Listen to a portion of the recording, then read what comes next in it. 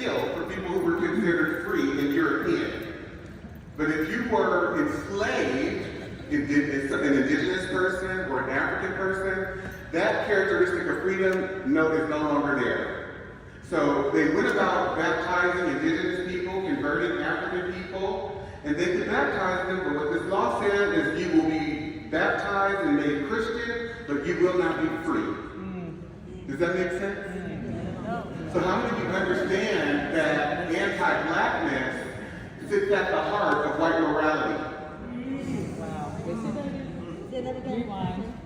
Anti-blackness, say this with me, turn to your neighbor and say, anti-blackness sits at the heart of white morality. And I'm going to go to another, this is the law that gave white Christians gave to other Christian folk. This is under the English, this is in Virginia, to be able to murder black people with impunity. And here's how it reads. It's called the Casual Killing Act. Turn to your neighbor and say, it's not malicious killing, it's casual killing. And so this law says, whereas the only law in force for the punishment of refractory servants resisting their master, mistress, or overseer cannot be inflicted upon Negroes because black people are too stubborn, they need a stronger degree of force. Because as they are resisting rape, pedophilia, they're resisting their mothers being raped, they're trying to fight for them, as they themselves are resisting good intent. Wow. How many of you know that a black person can never assume good intent of anyone? We have no allies here, and sometimes that even includes people that look like us. Because they've been trained to adhere to a psychological framework, a cultural framework, a value system, a belief system that aligns themselves with whiteness. And so I have to understand and size up very quickly and accurately who in the room is doing their work. Because even black people cater to white comfort and seek validation from white people and other non-black people, and they see a valuelessness when it comes to other black people. So I have to stay away from those blacks. Turn to your neighbor and say, you have to stay away from those blacks. You have to stay away from those blacks. And don't get me wrong, I'm very clear because I used to be one of them. And I'm in recovery. And I still probably could be or can be given the circumstance or whatever. But I'm working on myself. And so I'm inviting all of you, as I am too, to be on this journey of recovery from white supremacy. Recovery from anti-blackness. So I'd like for you to turn to your neighbor really briefly and just share. What's your initial reaction to some of the examples that I just shared? I'll give you 30 seconds each at what I was finding out. And it allowed me to understand that there's not one African-American person in this country or Afro-Latino person or person of African descent who has a lineage that dates back to the antebellum period. Or any black person, even that has come since then, whatever result I see, whether they're economically deprived, whether they are on drugs, whether they have been abused or ravaged by the white supremacist system of criminality, it's not their fault. It's not their doing. I have to forgive every black person.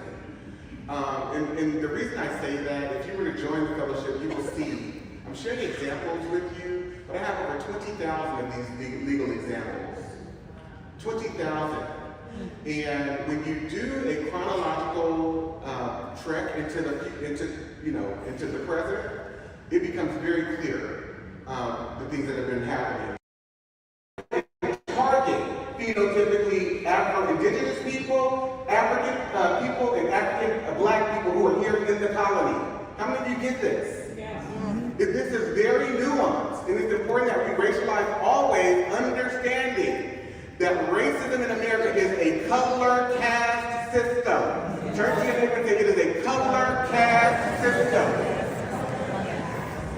This is the Preventing Negro Insurrection Act. How many of you would be angry over the last 50, 60 years, leading up to 1680 if you were black? Based on just a few examples I've shared with you. How many of you would be angry?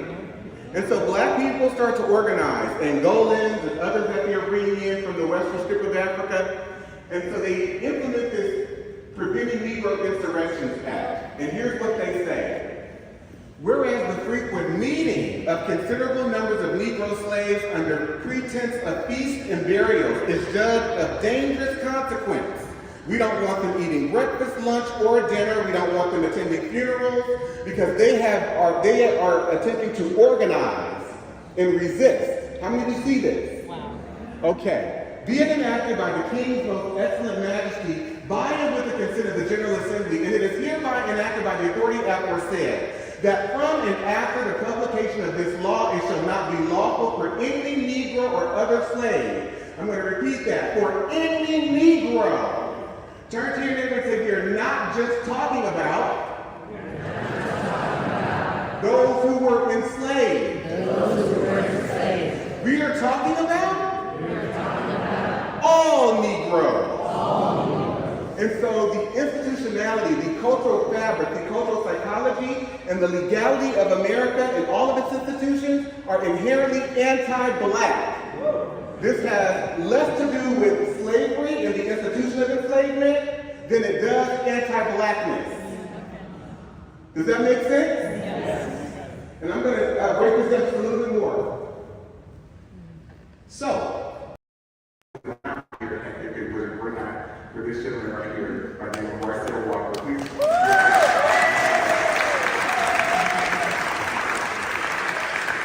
my other assistant, who just handles my whole life, I call her my second brain, Jayandra Henderson. She's not here, but she's just incredible. I want to give some recognition to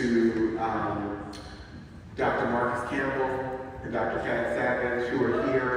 If we can give them a round of applause.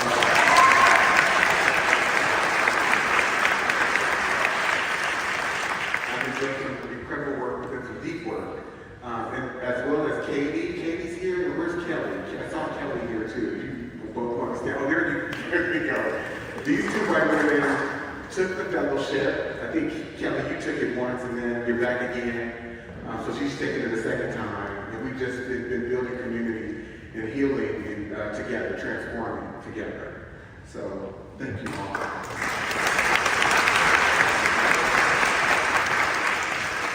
This is the South Carolina 1740 Negro, because you strive in your quest for progress to be just like white people. Yeah. And so this extends to you. You've been trained to be psychotic. You've been trained to be delusional. Because how many of you are hearing this history for the first time? So many of these examples, by show of hands. The specifics of it. I want you to stand. How many of you are hearing it for the first time?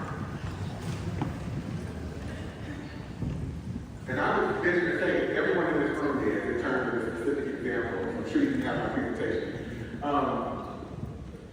That means you've been living within a delusion. Because you've not known what has gotten you here to this moment. And so you've been living in a delusional state. And so if white people have been trained to be sociopathic and psychopathic where black people are concerned, that is true for you too, because everything that they believe, you believe. Everything that they value in terms of their educational system, language, logic, all of our cultural norms, standards, you brought into that too. So you have to do your own work and start your own journey. Thank you so much for having me.